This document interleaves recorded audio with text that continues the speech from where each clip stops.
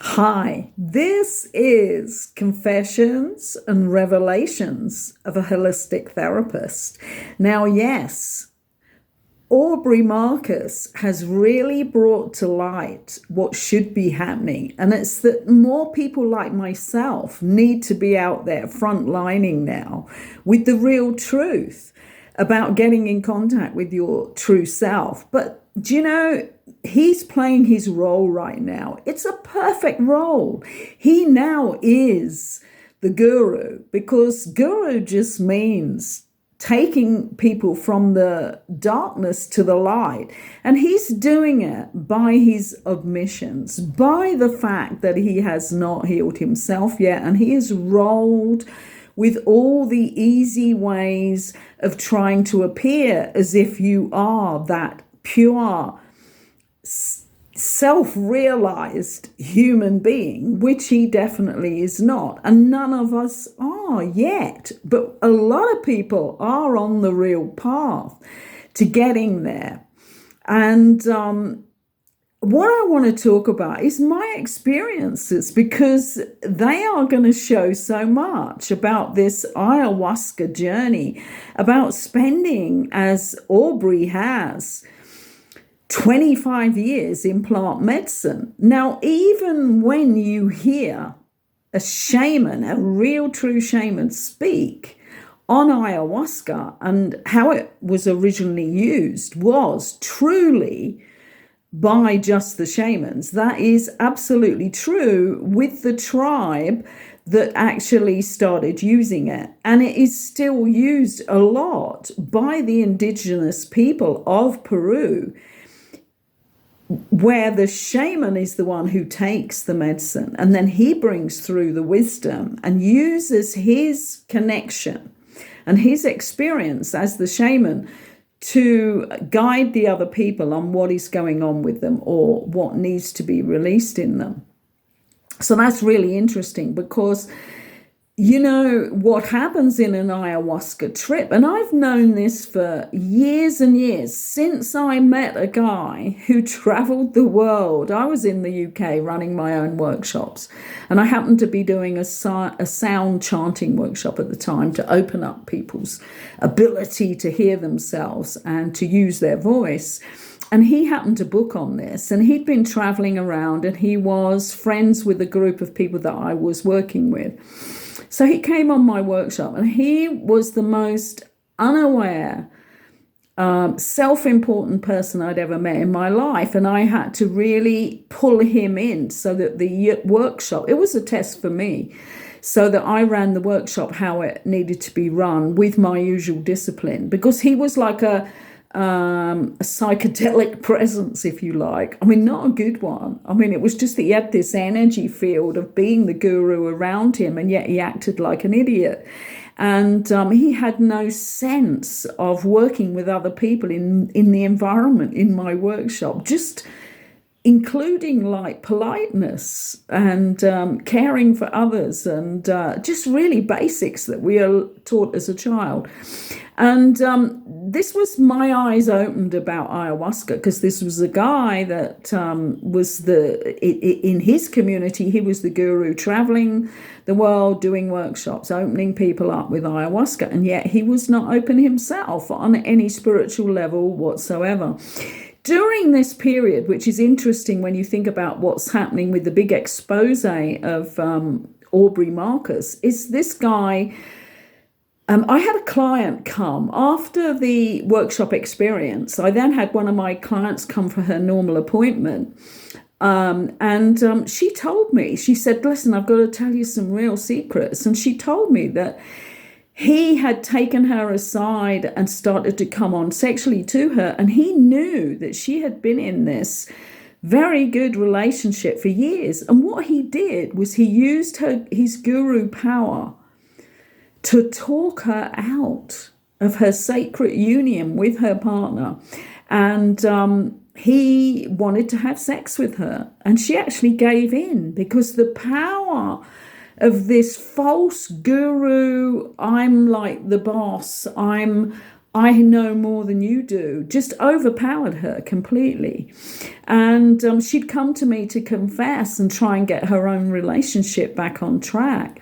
So my eyes being opened by the universe, let's get it straight here. There are no coincidences, because it was already seeping into the UK. I mean, I'm going back maybe 30 years here, maybe more, because I've actually been a holistic therapist for over 40 years. And what I work with is all levels of that person, because I've been taught that on my journey, through meditation, through cleaning up my act, having a lot of self-observation.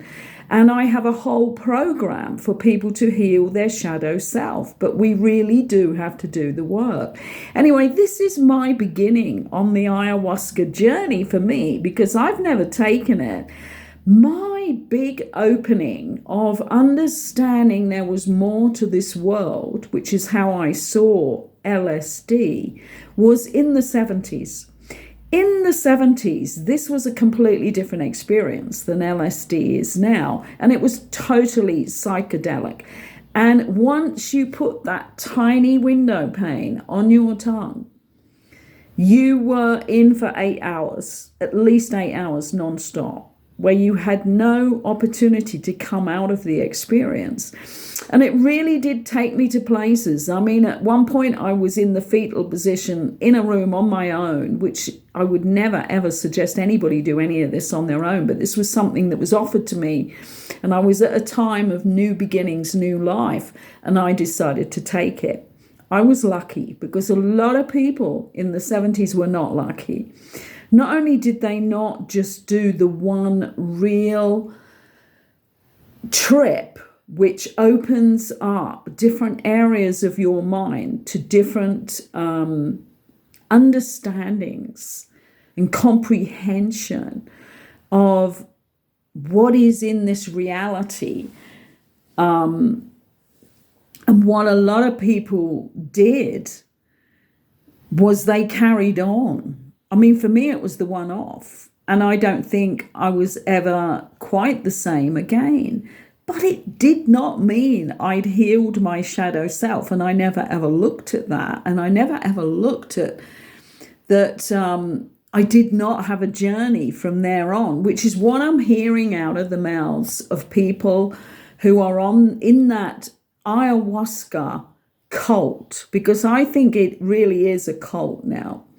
And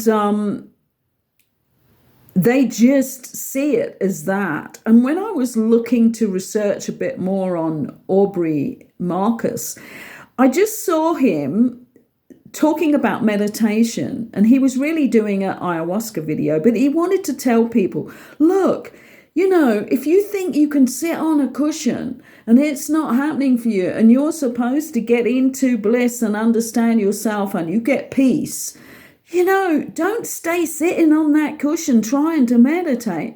Obviously, Aubrey has never persevered with a simple, formal meditation technique and got to where he needed to be in his life through that. Because real meditation is sitting, putting your attention on your breath, which, by the way, he mentions that he was talking about that particular technique, and that it didn't take him to peace. Well, it wasn't supposed to, Aubrey.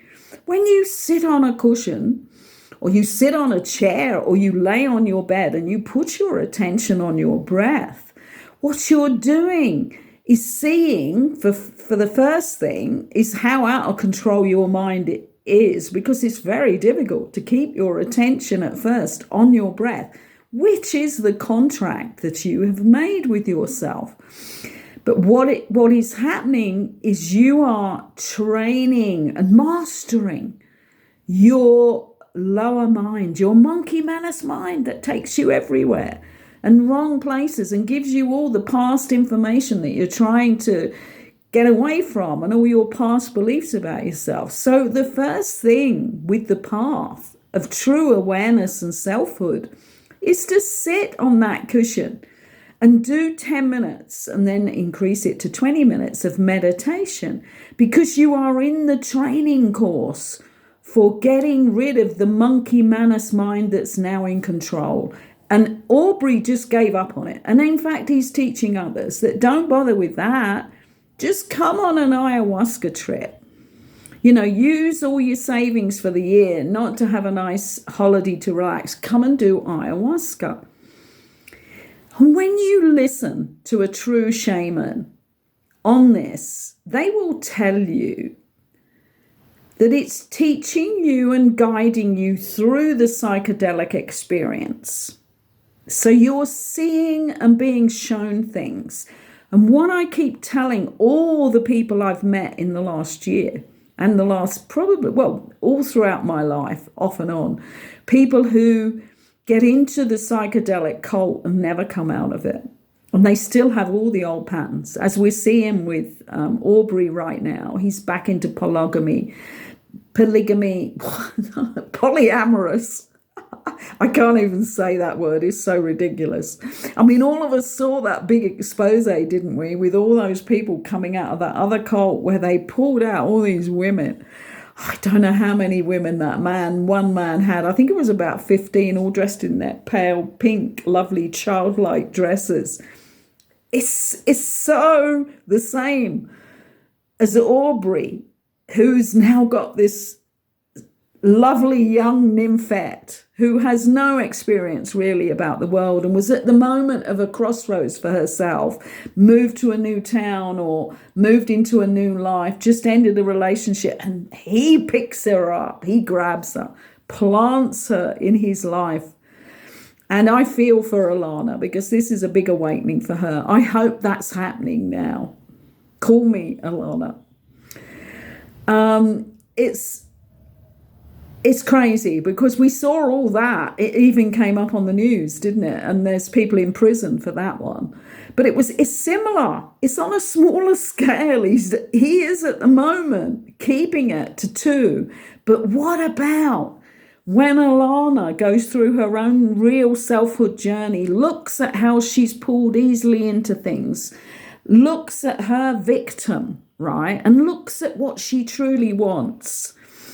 As she goes on this journey, give it 2 years, he's going to pull in another. He needs a very uneducated, if you like, in the ways of the world, girl. I'm going to call it a girl, because he needs another girl. And what Aubrey is playing out is the same story across the world. And usually, it's able to be done by more rich men than it is men who have one salary, just that can cope with one woman and one breed of,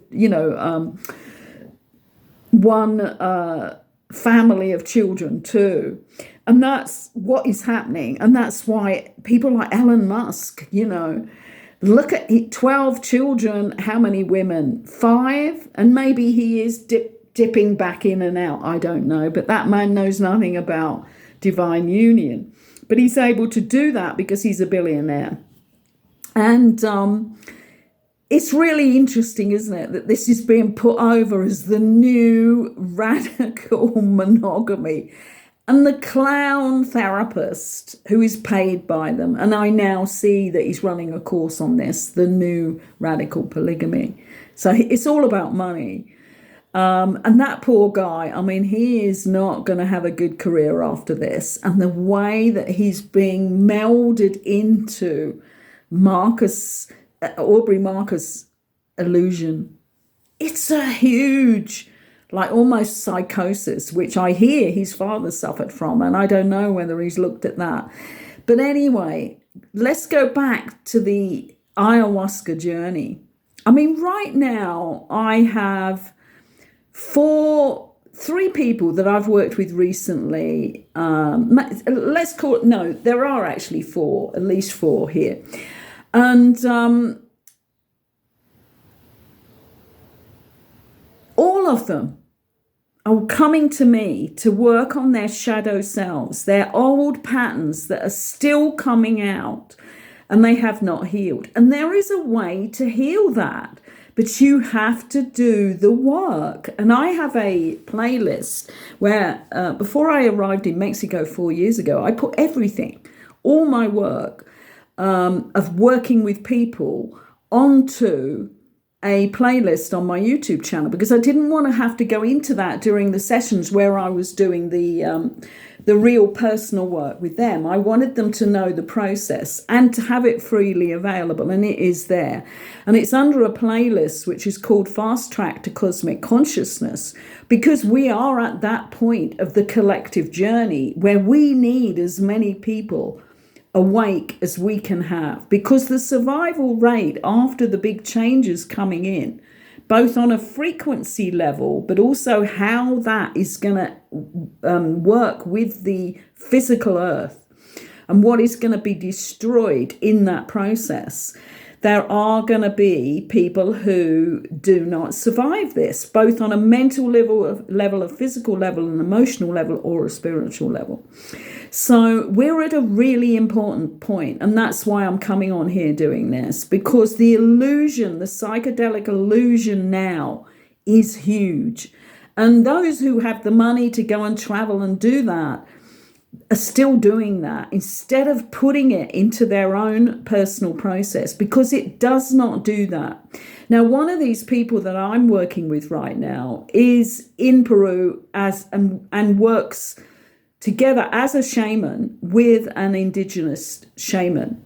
And she said to me recently when I was talking to her about this and what was happening overall, and she said to me, well, we're changing, because her indigenous shaman that she works with, he had said he was fed up with how it was being used. And he is now doing much more after work with people in telling them that they now have to do the work, because you've been shown through the psychedelic experience what you need to shift. Now, this is the reason, think about it, if people are not told that, which they're bringing much, much more of that into the retreats that they run, with the people that haven't had that, they just go back for another trip.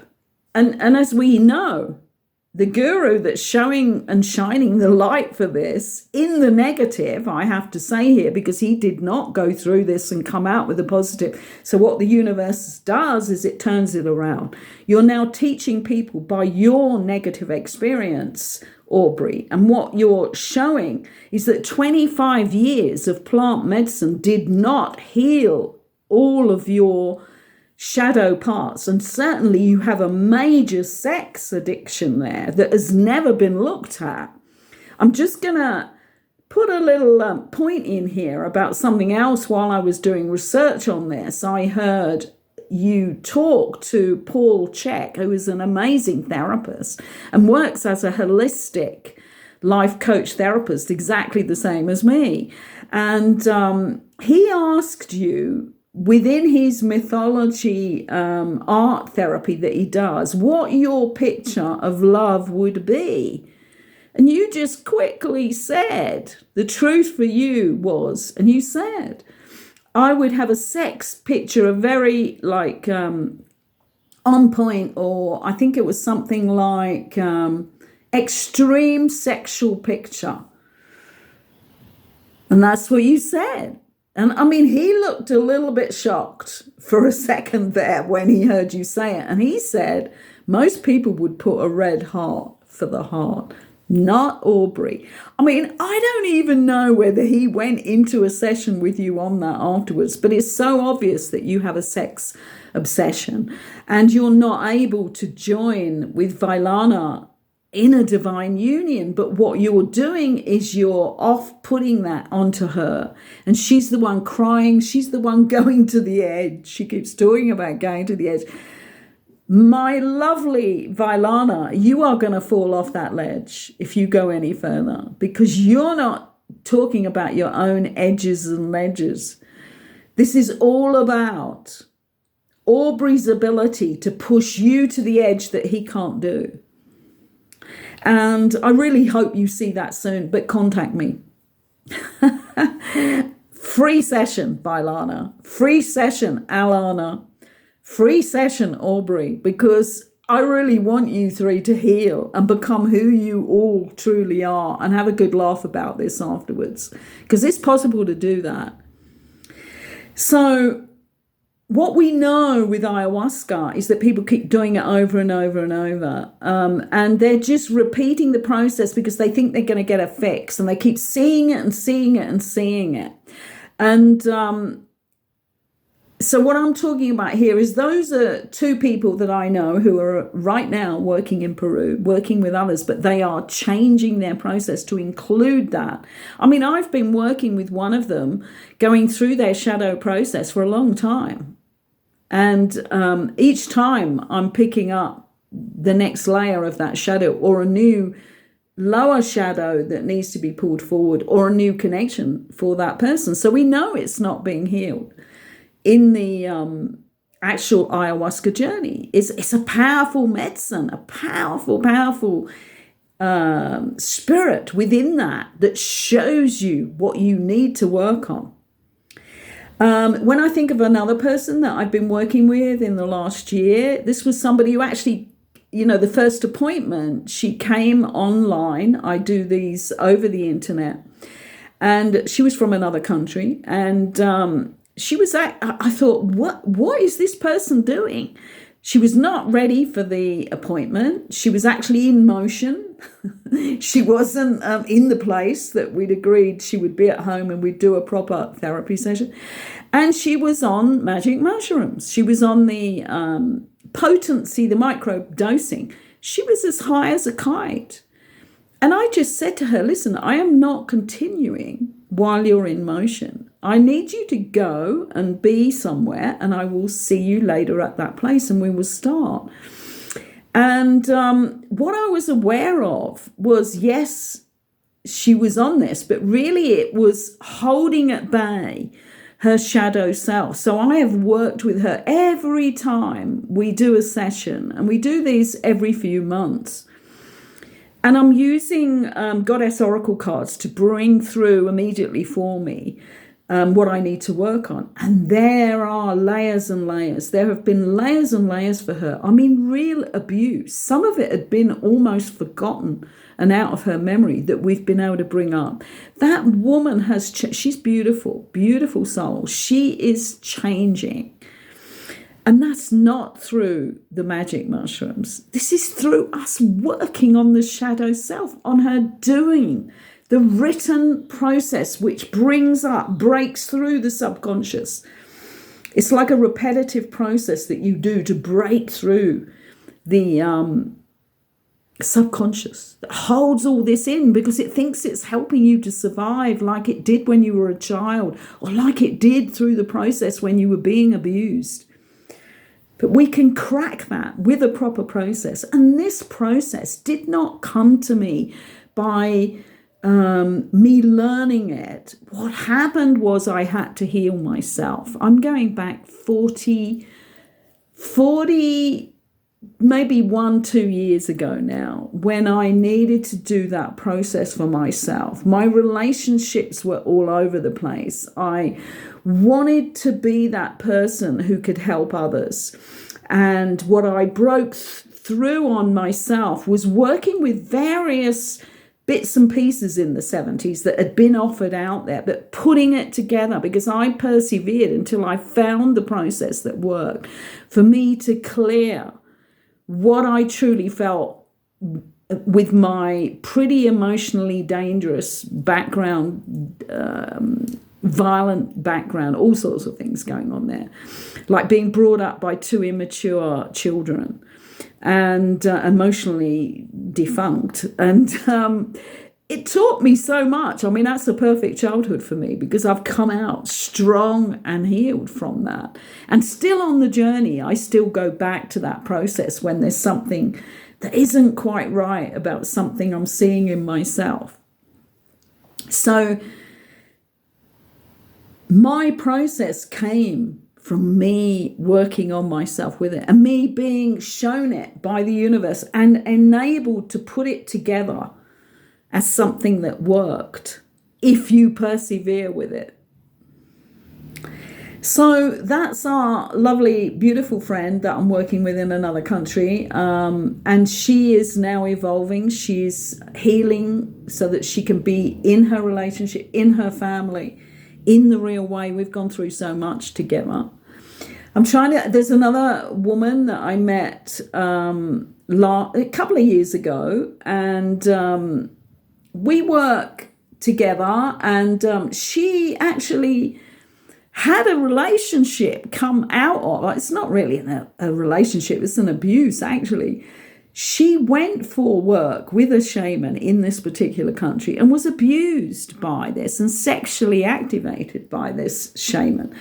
And I'm working with her on bringing in some reality. This one is a really slow one because she's not really up for the total truth here yet, but some are like that.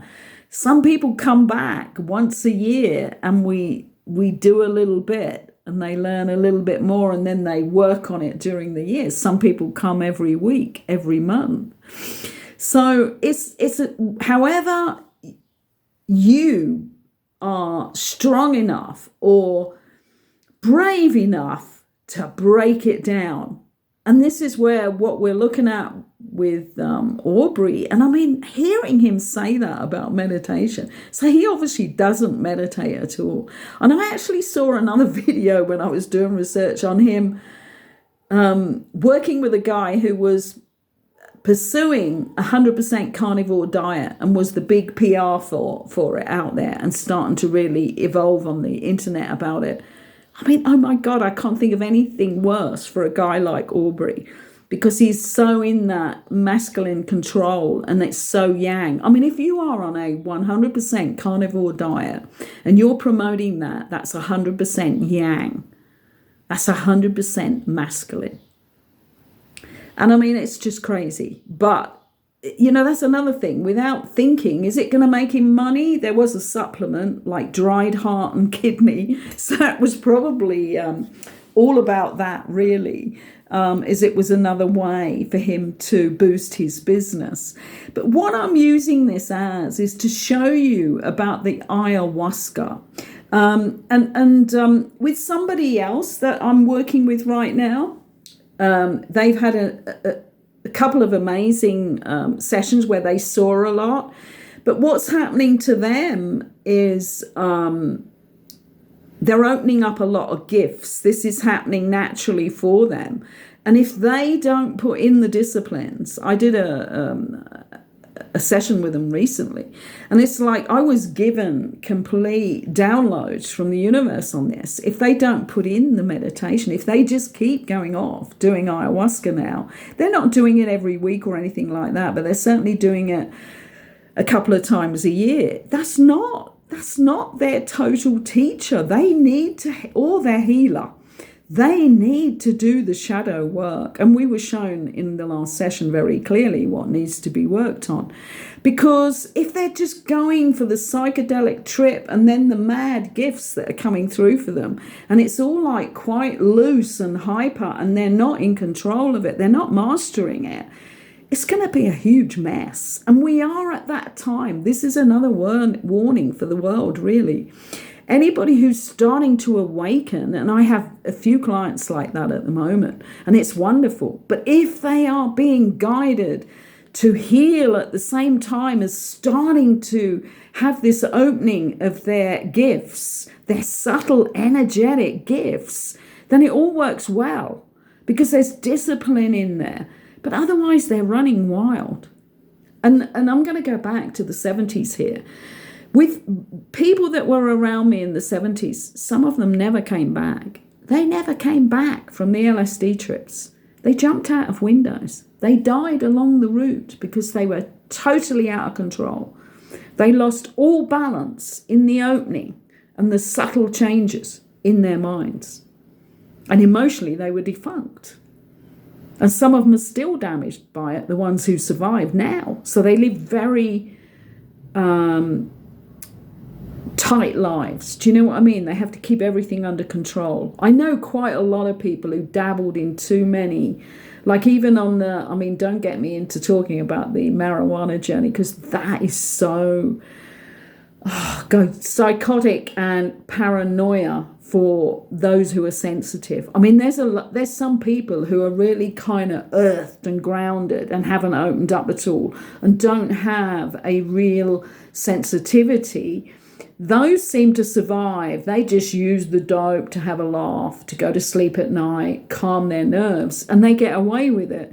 But there are so many lost along the wayside. I was talking to somebody to educate them on this recently, who did occasionally do marijuana. And I was telling them about 3 people I know who ended up in mental asylums, and they were amazing people. 2 were women who temporarily ended up. But do you know, this is such an important point to remember. Do not start to meditate and do marijuana. It's so conflicting, it's unbelievable. All 3 of these that I know, the guy ended up for long periods. And he was, because he was such an addicted marijuana user. Like in the morning he woke up to it, at night he went to bed with it. And throughout the day he smoked. So, you know, his journey into the mental side of it, the wrong mental side of it, was big. And it was so sad. We actually had a very amazing connection, and it would have grown, but I had to walk away in the very early days of that and just maybe pop in to see how he was, but pop straight out, because it was very damaging, and it would have been very damaging for me. This is another thing. Do not stay around people who are smoking a lot of marijuana in a room where you may just be visiting. This actually happened to me to show me this. I was shown a lot in the early days about what not to do. I could have been killed. I was in a room where more and more people kept turning up, and everyone who turned up seemed to light a joint. I did not smoke myself. I was a deep meditator, have been for 40 odd years. And I didn't realize how much I'd breathed in before I left. And when I got in my car, I thought everything was okay. And then I came to a roundabout, and I had no cognitive information come in that I had to go round the roundabout. I actually started to go over it, crucified my car.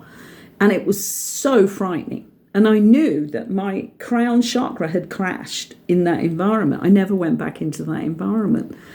But this was like, for me to teach, you cannot even believe how many people I've had to tell that story to, because it's so important that when you start to meditate, a formal meditation, and a formal meditation is when you're not just listening to music. If you're listening to music, call it listening to music. If you're walking, call it walking. Don't call it a walking meditation, because it's not. And I keep seeing people put out false information about this, but you're going to learn the hard way on this, because you're never going to grow to the depths you need to grow. Meditation is about mastering the monkey mind. And the only way you can do it is to focus on something that is repetitive and that stops your mind, because it can't go anywhere. When you put your attention on your breath, you put your intention on a mantra, it can't go anywhere. As TM, Transcendental Meditation, proved all those years ago when the Maharishi came to the West and taught so many people, and we have amazing things come out of that. Like David Lynch, who used a lot of his fortune before he died. He put it into US schools where children would be taught meditation, because he lived and breathed the TM technique. He knew it was the base of all his creativity as a film producer. So we have great people like that who've gone out and told the truth about that. So get real with what things are. When you are walking, when you are listening to music, what are the other things that people call meditation? Oh, visualizations is the really big one, isn't it? You know, where they go on a journey, somebody leads them on a journey. That's a visualization. It's a very powerful technique. I have one on my own playlist, Fast Track to Cosmic Consciousness, which is taking you on a visualization journey to meet your inner child, as well as another video which gives you the practice of healing your inner child. I hope I'm breaking through some of the false myths about psychedelics, about ayahuasca. There's many, many more stories I can tell, but I know that as well as people getting into this fad, that fad, this cult, covens of magic, my God, we have it all on steroids at the moment, because that's how it works. As we're coming to that point of total recovery and total movement into a high frequency, the pendulum is swinging madly to the extremes of everything so that we experience and know the difference. Remember that. And I may come on and do another video at some point. Let's see how this one goes and what you learn about how to discern what is real and what is not, because that's the essence of our soul work journey. That's the essence of activating your true blueprint and not just dumbing yourself down into some psychedelic fantasy or to keep being shown. Like Aubrey, for 25 years, he keeps seeing all this stuff in all these visions that he's doing under the influence. But he's not healing. He is not capable of a divine union with his divine feminine. Vailana, contact me. Bye for now.